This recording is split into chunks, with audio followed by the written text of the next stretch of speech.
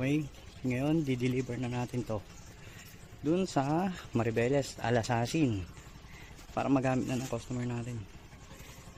So huwag nyo maitin dito panyan. Yan sa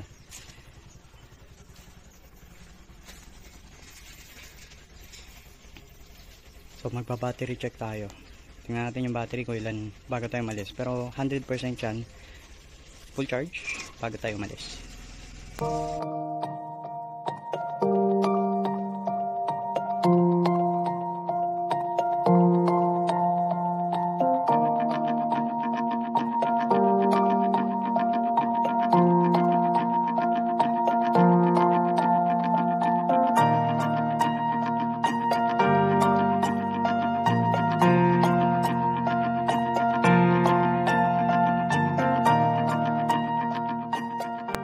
Hindi ko maituloy yung video kasi mahirap magmaneho, no? Isang kamay lang ang nakakumanipila. Dito tayo sa highway ngayon sa may Lupanin. Ayan. So, ang battery percentage natin ngayon is 80%. Ang mabawa sa atin is 12% galing sa Limay to Lupanin. So,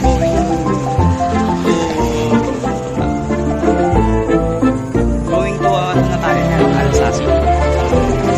Tuloy tayo. Nasa Mountain View na tayo ngayon. Oh, battery check tayo. From umalis tayo is 1:58 PM. So ngayon ang oras is nasa 2:40 na. 2:40 PM. Pero umalis tayo is 54 volt down to 51 volt. So 3 volts yung nabawas sa atin. Oh, Alasasin na. Saan ba yun?